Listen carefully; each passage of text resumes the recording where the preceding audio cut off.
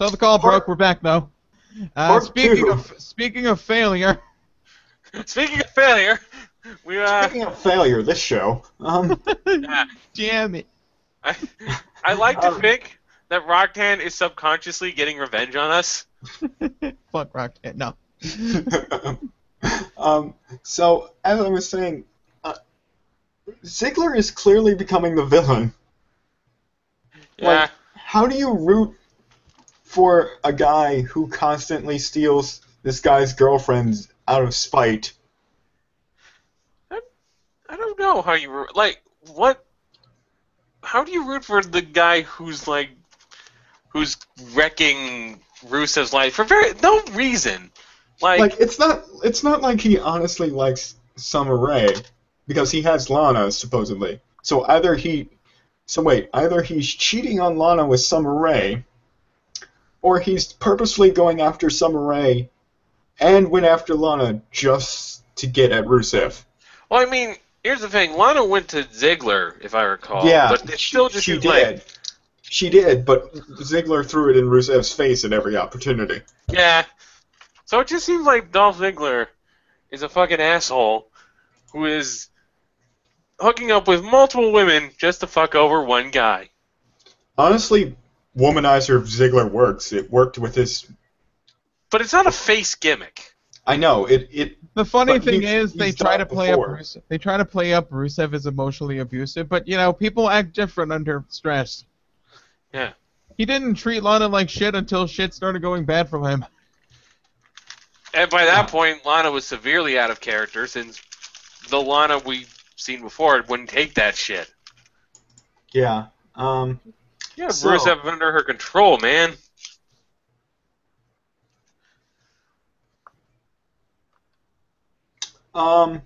This match ends with Summer throwing a shoe.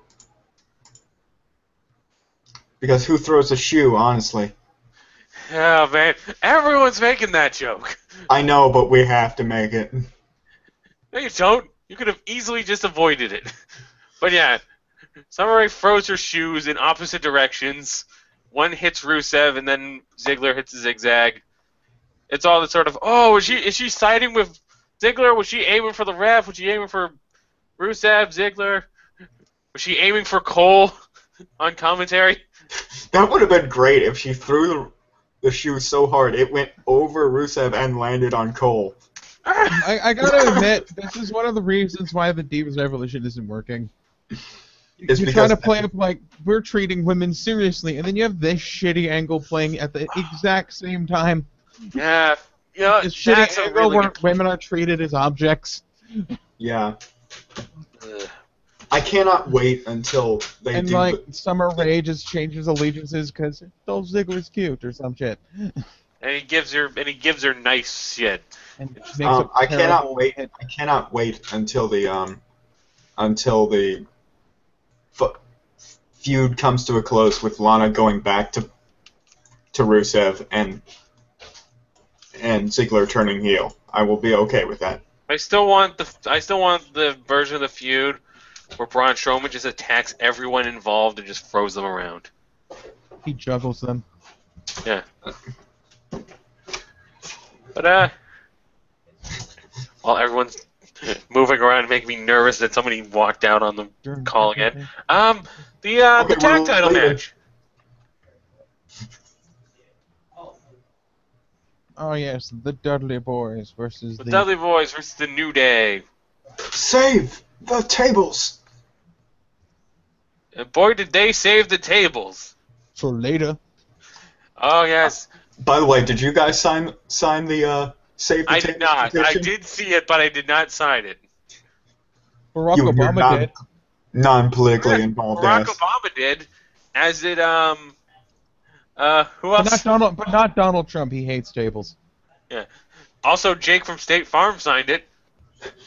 Jake from State Farm signed it? That's the joke. That's what they said in the promo. Is that I They missed got the promo, signatures. but they got like signatures from various people. One of them was Jake from State Farm. I personally signed it, but this match was pretty good. Yeah. Dudleys can still go, and it's why I'm always disappointed that Ascension had to fight the New Age Outlaws instead of, say, Imagine if the Dudleys just showed up and fought the Ascension. Yeah, it'd be great. It would be like, I'd be hyped. It'd be one of the things I'd be most hyped for with, And then, like, they just shit on the Dudleys during one of their promos. It's like, you could shit on other tag teams, but we're still here.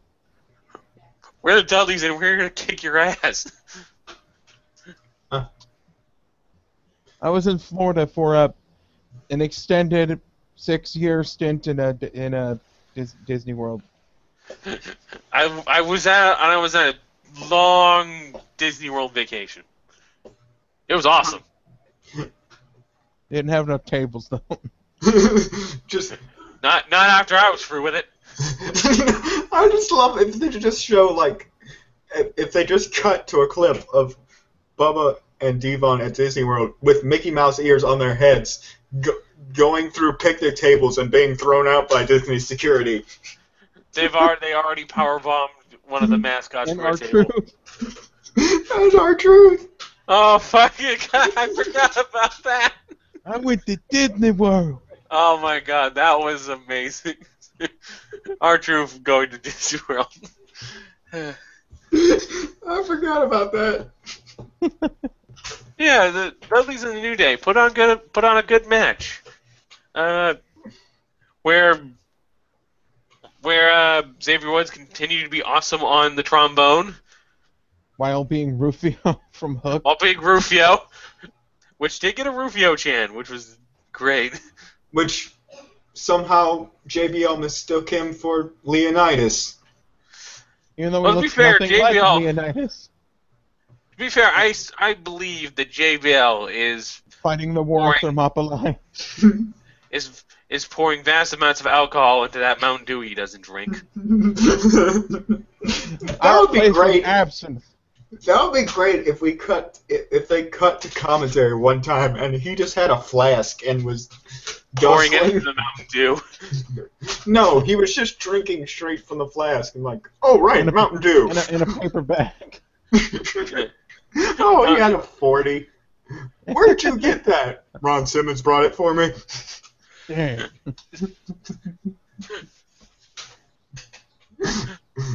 He's got my back. But yeah, Kofi comes in during the pin and hits Bubba with the trombone, I think. Or did he just? Or sorry, Woods came in and hit Bubba with the trombone. By the way, something I noticed from watching it. They fucked up setting up the table, and Devon just quietly fixed the table for them. Yes. Oh yes, as it turns out, the Save the Tables campaign was a lie. A filthy lie, those bastards. It made me believe that tables could be saved. No. And then Xavier Woods gets a piece of table up his ass.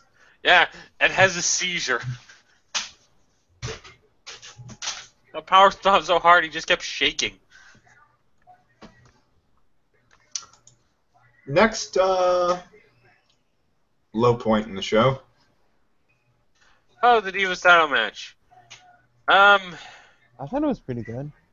It was good, but I feel like the psychology was off, and it just like Yeah, the psychology was really off. Okay, here, constantly working the leg, And then which he winning doesn't via actually leg have a lock. leg submission. let's first rewind to Monday, Oh, where they basically blew their load. Because we know that Charlotte can beat Nikki because she did it on Monday.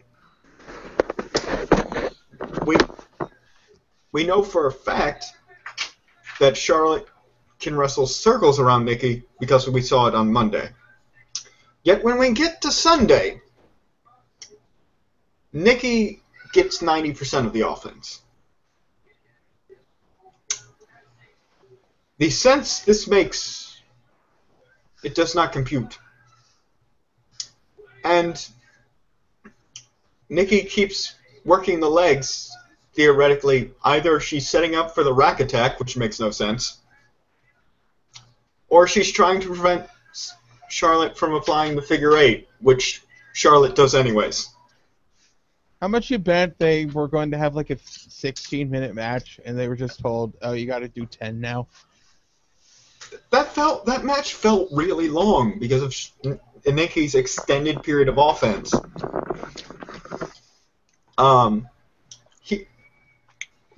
My question is this: Charlotte has had a finisher in NXT called the Natural Selection, which I believe she has done a few times, like maybe once on the main roster. They won't do it because it offends creationists. No.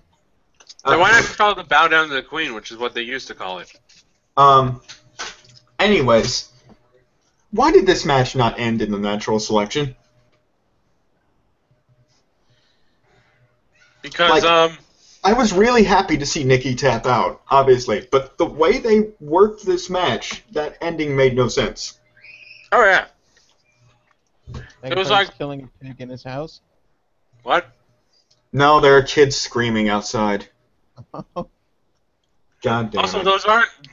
So Rocktan's killing kids outside his house. God, we're wrong. Yes, Rocktan is wreaking his revenge and is about to storm into my house. Yes. I didn't hear any screaming children, so I'm confused as to what you're all talking about. It will probably show up in the recording. Okay. I have Charlotte Windows wins open. in a match with really odd psychology. Would otherwise have been a good match if Nikki had worked a body part other than the leg. Maybe something she actually affects, like the back or something. Yeah, that would have been great. Like if she did. I'd love to have her just do like a Boston Crab and try and work the back, so she could hit a backbreaker later. Yeah. Do like double stomps like Cesaro does, and do that kind of thing. Or but get, it was or just get the really. or get the moveset of Misawa like I did in WWE 2K14. This was just really weird. The whole thing was weird because it's like Charlotte sells the leg like hell the entire match. Like, then she does. Oh, my knee. Then she does the figure eight at the very end, and then she goes back. Doesn't seem bothered in the slightest. And then she goes back to selling the leg after the match. That reminds me of Rey Mysterio whenever he sold his leg. Like he'd sell his leg and then just do like a perfect plancha. But I'm really happy to see Charlotte as champion. We're really hoping they don't fuck it up. They're probably gonna. I'm being optimistic because of what Paige did on Monday. So I know it's not going to be a rehash of a Nikki Charlotte feud. Thank God. Yeah. It makes me hope that they can stop focusing on pushing 9 different women with different personalities all at the same time. And Natalia's involved, so it might be a fatal 4-way. So. Oh, sweet. Yeah, Natalia's back. Anyways, after the match, Charlotte celebrates with her dad, and sells her leg while doing the flare strut. That's awesome. Meanwhile, Ric Flair desperately wants to have some form of threesome with Becky and Paige, but Charlotte refuses. I keep thinking he's just constantly asking Charlotte if he can get with her friends, and just like, no. Dad, no. Go home. I like the redhead one. She can be a new mom.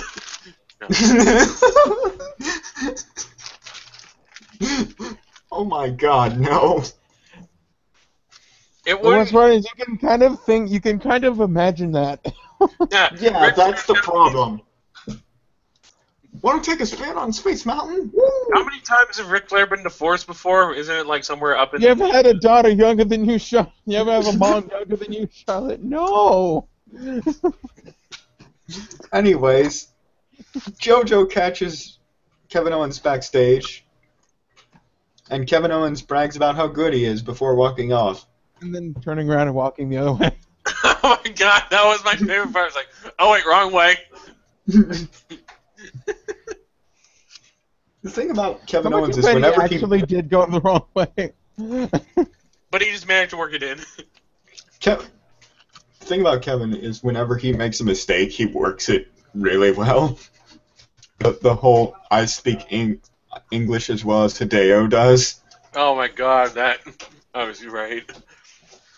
That fucking racist bit. Like, or that racist comment just to pretty much bring himself a shitload of heat. Well, can we just sandwich this in? Yeah? Hana seems really fucking awesome. Lana? Hana! Oh, Kana. Oh yeah, Kana. Or Totally Asuka. excited for her doing shit. I am legit really excited that there's going to be a Joshi in WWE. Yep. Or Joshi star in WWE. Go Joshis. Yeah. And he's facing someone who has Tajiri's moveset.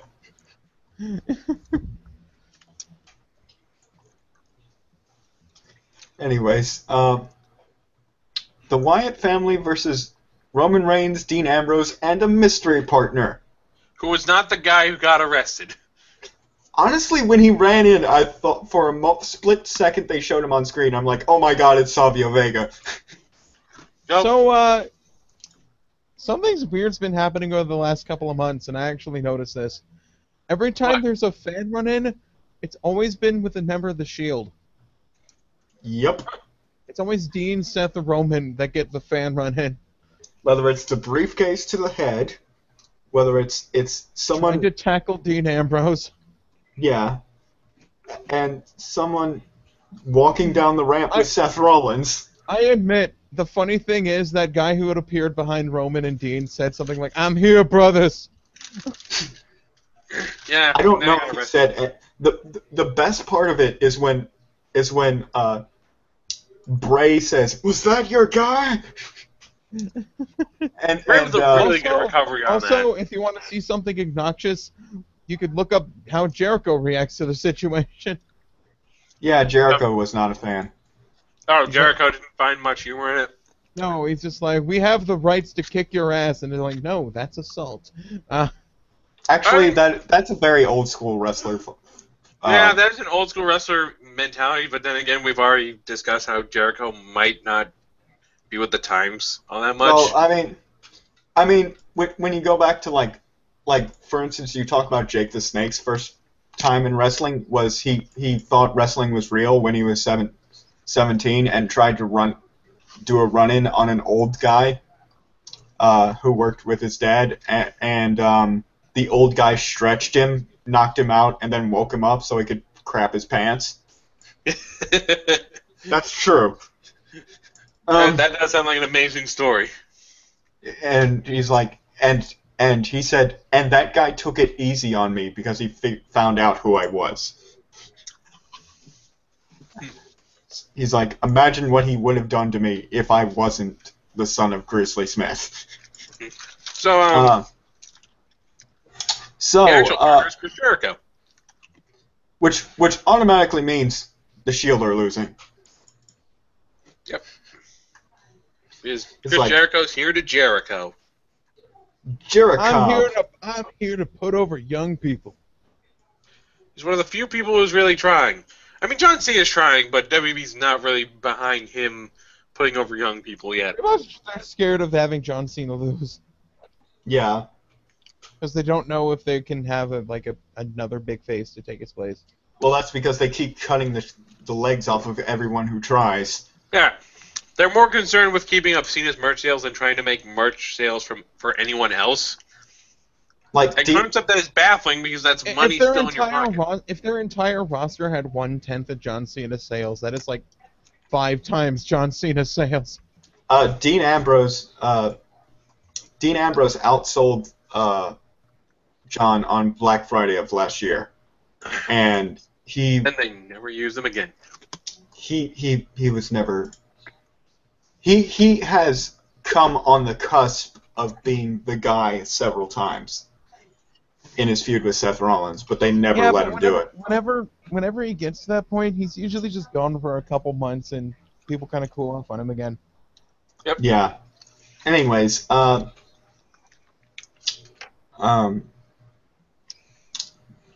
this match is full of guys who who have come close to being the guy. It has Whether it one be- guy who was the guy, which is Chris Jericho. 4 guys Yeah. who are close, and one guy who I don't was think going will to be ever the guy, but nobody had- goddamn do I love him anyway. And one guy who is supposed to be the main event villain, but never quite made it because he got his legs cut out from under him. And Luke Harper should goddamn well be the guy. Yeah, and Luke Harper, who is everything that Vince McMahon wants, but never pushed. Harper? Harper. Harper.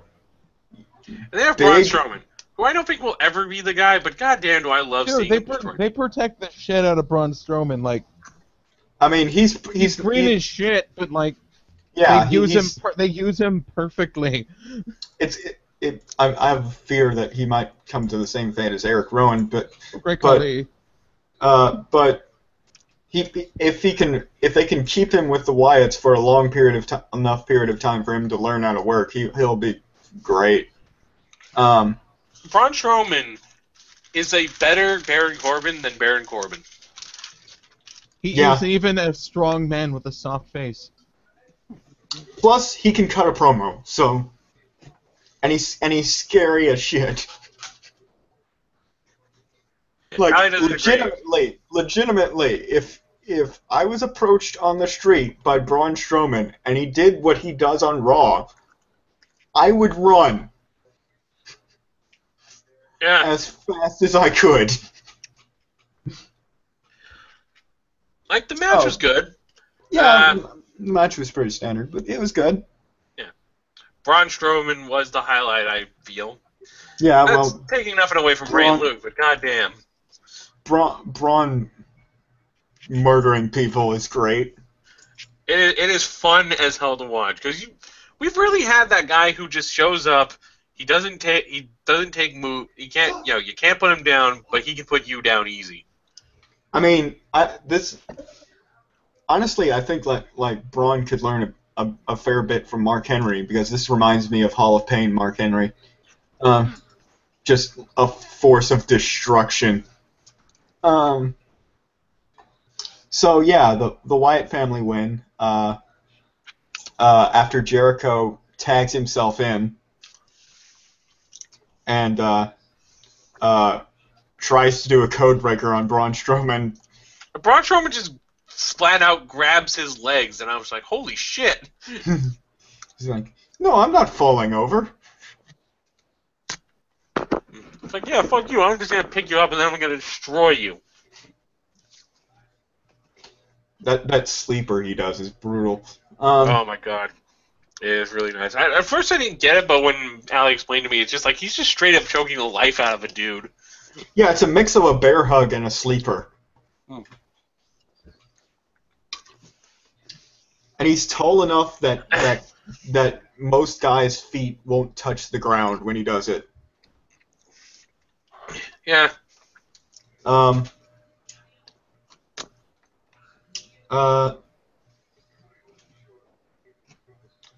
Jericho bumps into Ambrose as he leaves, which could be setting up Jericho versus Ambrose at some point. We don't know. Which I approve of. I think that match will be good. You know what I noticed? I don't think happened in this match, which I'm kind of glad. Ambrose didn't do the fucking rebound clothesline. I think he did. No, I don't remember it. I think it's a good move. He just needs to do it a little less often. Oh my god. I like it. I just think it's become a little too predictable.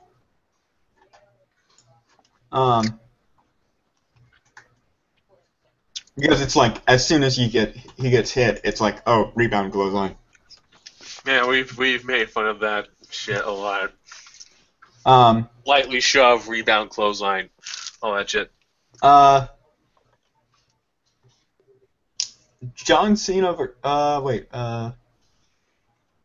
Seth Rollins is all like, yeah, I'm ready. I'm going to beat them both. I got my James white and Fox gold. Fine is like, James Fox Fine's like, he's ready.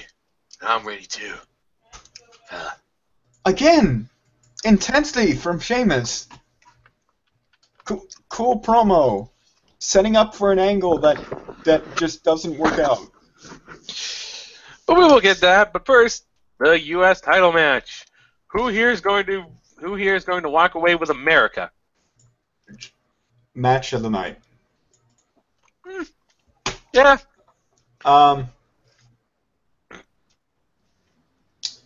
I think that like WWE, as of the last couple of months, have realized that Seth Rollins is a fucking workhorse.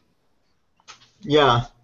Who shows up on every show, never gets injured, and every match he's in is usually about a 4-star match. And Cena can still go, so awesome. Cena is a wrestling ditto who can match the wrestling skill of any wrestler he's in the ring. And since it's Seth Rollins, it was a really fucking good match. Yeah. I wasn't even mad that he lost. No, he pulled out a frog splash because he's in Texas. And Eddie Chance. Yeah. He wrestles like I swear, he's wrestling as a face now. He doesn't cheat. Here's the thing. He showboats, wears white. That's what I thought he was gonna do the whole night. Okay. Here, the story going into this match is that John Cena said, before the Seth Rollins won the championship at SummerSlam via Screwjob. So John Cena comes out on Raw one night and says, "Here's Seth Rollins. I'm going to prove to you something. The Authority are not your friends. Because if they were your friends, they wouldn't allow what I'm just about to do. Steph, at Night of Champions, I'm invoking my rematch clause." And she said, "You have your match." Setting up for the fact that Sting and John Cena are constantly putting into question whether the Authority really supports Seth Rollins. And it means nothing. This Night of Champions was supposed to be, with Sheamus and everything else, this was the perfect setup to turn Seth Rollins face and against the Authority. He goes through grueling matches, is put at various disadvantages, fights through them, gets screwed over. And here's the other thing about this. Because the only thing heel about him is his promos now. Okay. This would have set up for a perfect storyline that would have helped two people. It would have helped Seth Rollins put a new spin on his character, and it would have helped Sheamus by turning him. Boring. It would have helped Sheamus turning him into corporate Sheamus, which I think would be a great match.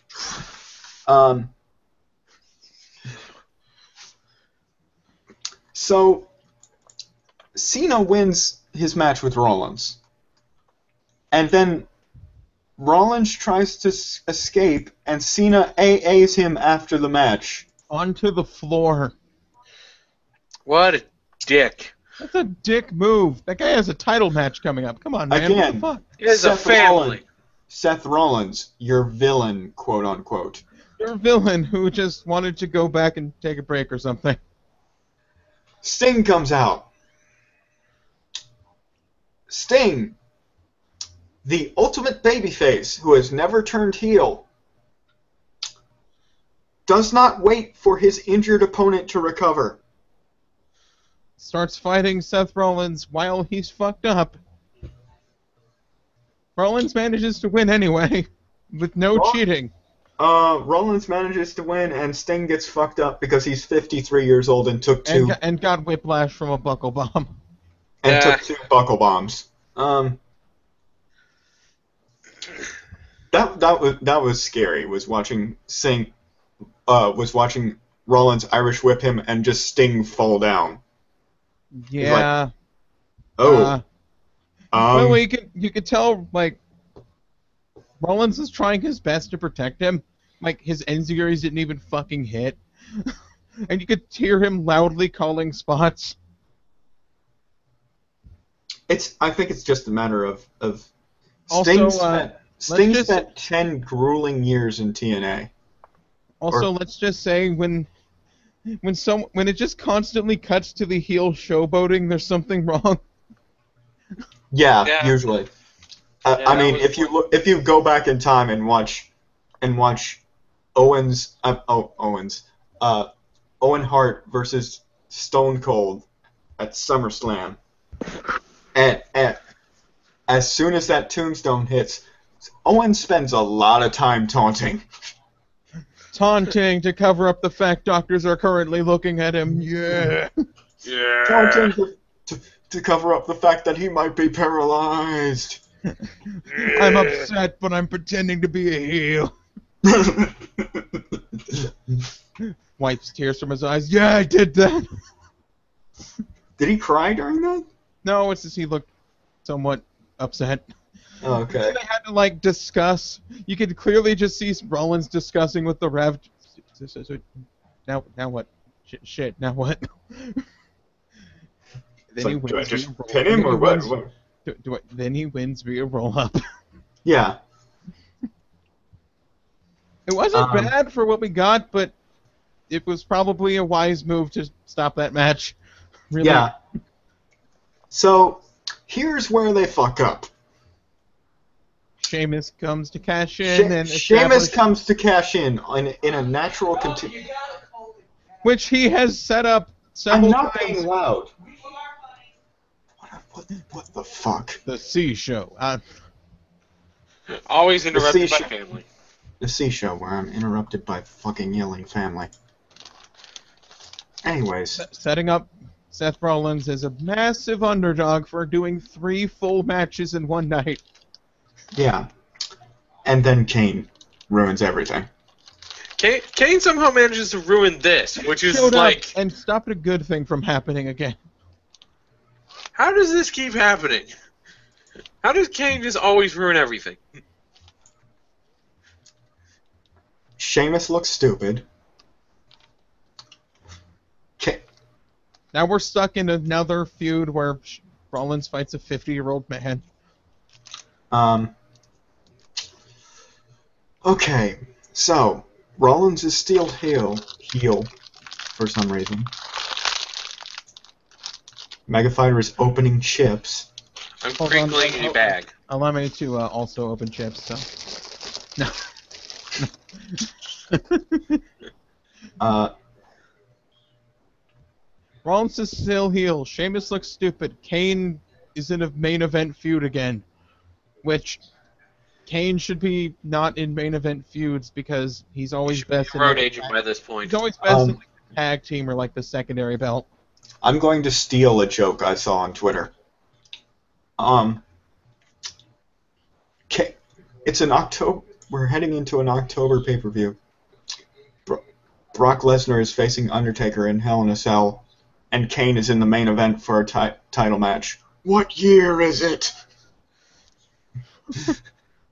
Because that's just identical to what happened in No Mercy So, 2002. I have a really big problem with the title picture now that I did some research. Yeah. When was the last time the belt changed hands in a legitimate match that involved the title holder being pinned, and it's not John Cena or Brock Lesnar? It was Well, CM Punk It was beating, CM Punk in like 2011. beating Del Rio to reclaim the title. What about Daniel Bryan? Daniel Bryan, I think, well, he kept getting screwed over, and I consider like you have to hold the title to technically count as winning it. Sorry, Christian. Sorry, Christian. No, I mean Daniel Bryan WrestleMania match. Oh yeah, but then he Pinned. defended I for- thought he beat he Batista. defended for a month. He might have tapped out Randy Orton as well, or Batista is who he tapped out. That's what he's saying. And I think there's this problem of like we're stuck with a bunch of people that like the world title is you're the best at winning things. Like you're the champion, you're the good one, you're the guy. And clearly Seth Rollins is. And yet John Cena can always beat you, and Brock Lesnar can always beat you. Doesn't that mean you're just kind of like Kevin Owens, Rusev, and all the other people they feuded with, where it's like, I'm mid-card now. Still, Retaining the title after 2 matches is entirely impressive. Yeah. Which is really, How it's do you? really how hard is he to. still heel? Yeah, it's all really the hard shit to he's root done? against somebody for doing that. He gets face chants. He wrestles like a face, Um, and he's heel. and And they the won't fucking pull the trigger on it. the questioning authority storyline has no payoff. How much you bet that Seth Rollins is going to beat Kane, and they're going to have another match at the next pay-per-view? Oh God. Seriously, here are the legitimate number 1 contenders for the title. Fuck Kane. The list goes: Cesaro, number 1. Cesaro is number 1. Yeah. I'm thinking of other baby faces. Hold on. Dean Ambrose, but he's currently feuding with. If they actually As built is it, Roman I Reigns. think Roman Reigns could be there. Roman Reigns is in the list too. How did they get the title? How did they get number 1 contendership after all these guys? If there's no number 1 contendership matches anymore, you're just, I'm number 1 contender. Guess he is. You attack the champ, and apparently you get a match out of it. I don't know why at this point it's not like 50 guys trying to bum rush Seth Rollins. Next up, Dirty Heel Seth Rollins fights the entire roster in a 7-hour pay-per-view. Just everyone. Hate him for it. He signs autographs for babies. Hate him for it. He actually fucking re-dyes his hair for once. Hate him for it. Seriously, like, those are the top 3 that I can think of that deserve a title match. We don't have a protagonist. Like, who's the main character that we can get behind who, has all this shit in his way that he needs to, like... Here's the thing. That constantly changes because WWE constantly cuts the legs out from under guys who try. We need that guy who's like, that's our point of view character. Come on, man. See, I know people think CM Punk's a dick, but and he is, but CM Punk is definitely a dick. But he made some good points in the podcast with Cabana. He when he talked about like what he said in the room with Triple H and Vince, and he was talking about WrestleMania that year, and he says, it eludes me how you haven't made plans for Daniel Bryan in the main event. This year is his year, just like last year was my year. And that's the trend, it seems. There are guys that should be pushed to be the guy each year. Like, one year it was Punk, then it was Bryan, and they actually did it for Bryan out of fan revolt. Because there was going to be a riot. Yeah, the fans were just fed up. The next year it was Dean Ambrose. They didn't pull the trigger on him. Then they tried to make it Roman Reigns. Instead they tried to make it Roman when fans didn't want it. And now it's Cesaro. And Cesaro, who grabbed the brass ring and is now being punished for it. And it feels like they're scared of making and using their own stars because they're always going on these like big returning legends and names and all. The next pay-per-view is being made. The next pay-per-view is being main evented by Brock Lesnar and Undertaker again. And it sounds like they're just using these big names because they're too afraid that the floor will fall underneath them if they use the people that show up every week. When they really should, because they work there, and they like working there, so make them feel appreciated. Okay, I recently watched the Invasion podcast episode which you should check out totally after you watch our shows. Podcasts on our podcast. After you watch our shows, you should check those guys out. Yes. But they're not currently running, so you can catch our show and then maybe catch theirs. But they reviewed WrestleMania 17 for their first episode. And that show was entirely built around building new people and closing a very long chapter in a storyline. The thing is, right, I think this is the weirdest situation WWE has ever been in. This is the exact opposite of the new generation, by the way. Yeah. They have so many good people. Like, they have an amazing number of all legitimate people who could become main eventers and super fucking over. But they just don't do You know what this anything is? with all these good wrestlers. You know what this is? This is WCW, where the main event is Hulk Hogan versus Roddy Piper when you have a Bret Hart, Goldberg, all these young guys on the card who can go. And that's not taking anything away from the great Roddy Piper, but Roddy Piper's great, but, you know, he was great for a time period. I love Piper, and I love seeing Piper if he gets one over on Hogan, which he never really did, but he should not have been main eventing when he was main eventing. Not over the younger talent. And it feels He was brought like in to pop a rating, which is what they're doing with Undertaker, which is what they're doing with Kane, which is what they're doing with Sting. They're bringing them in to pop a rating when they could naturally grow their ratings with their younger guys. I mean, it'll take a while, but just give them mic time and focus. Cody Rhodes, my God, He was almost Should've- a main eventer. should have Oh, been man. world champion 5 years ago. Oh man, Some Cody of his Rhodes. promos were like, he actually puts feeling into his promos, are fantastic Yes. fucking promos, and that guy's still a Okay. kid. That guy's a kid. You know?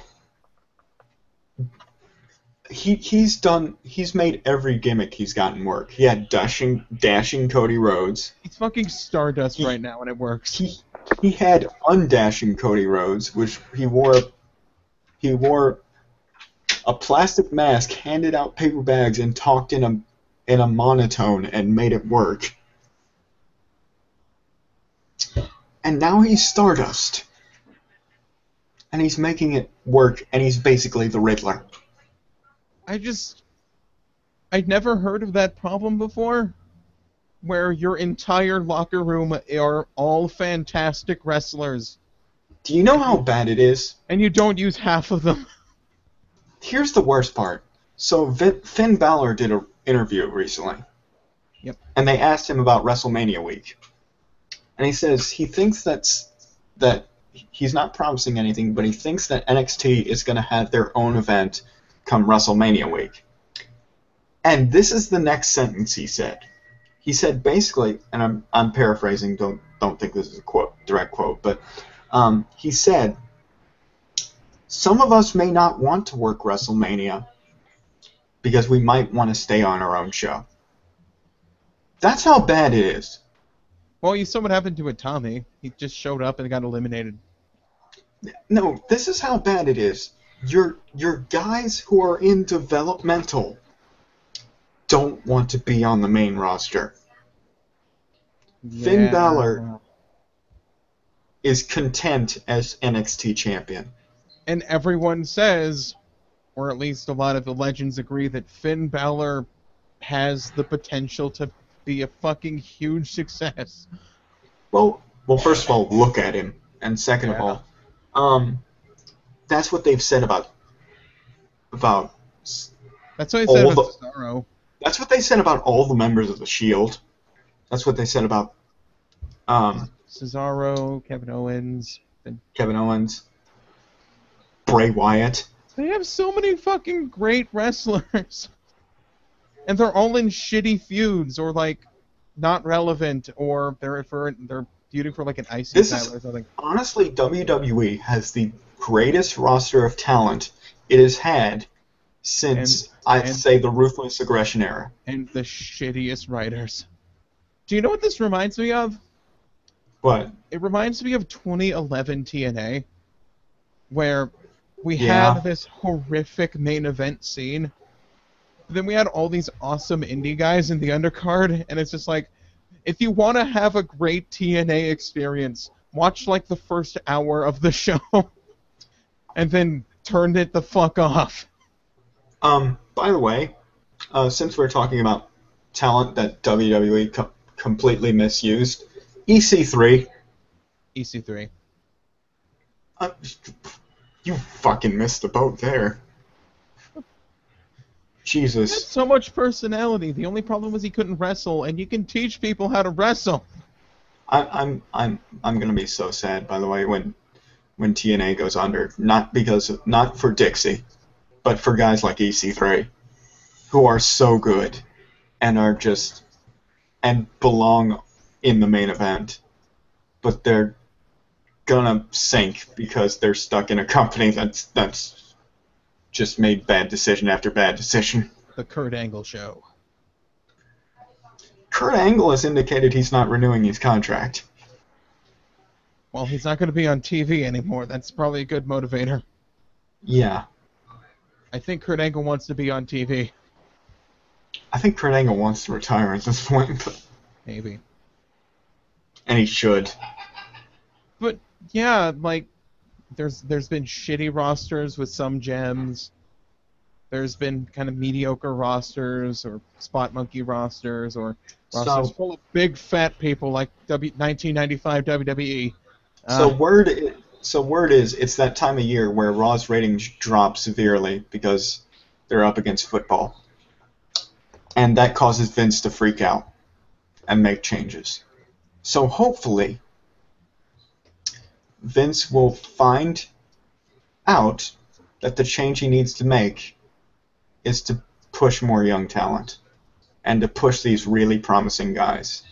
He's done that before. He did that after Diesel turned out to be a shitty champion, and it's just like, oh yeah, we have Shawn Michaels. Huh. You know?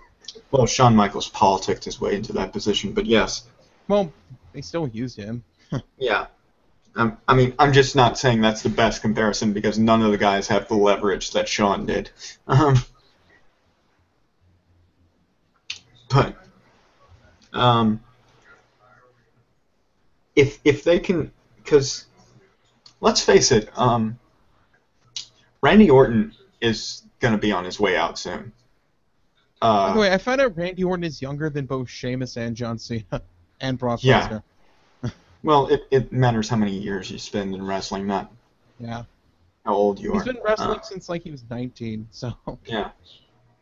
A lot of the new talent that WWE has have been wrestling for a long period of time. So the fact that Bryan they isn't even like 35, and and it looks like he might retire.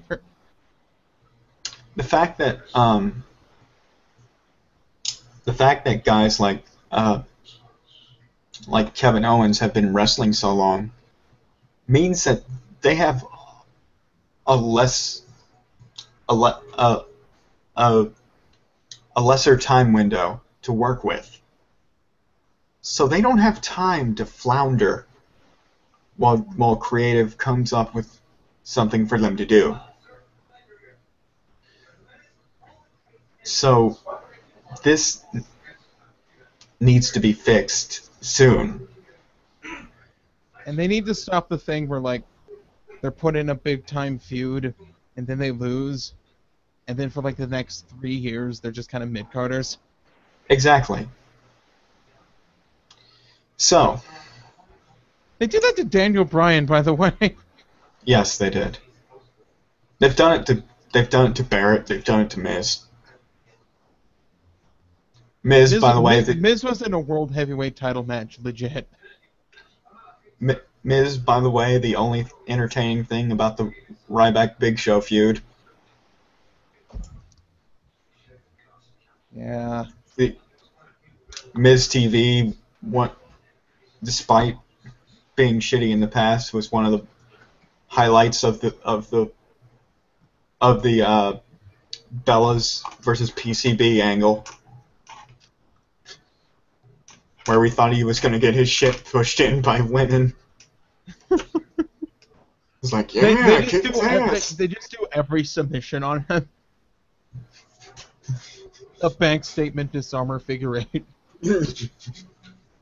Oh my god. Tap out your pin. He doesn't have an arm free to tap out.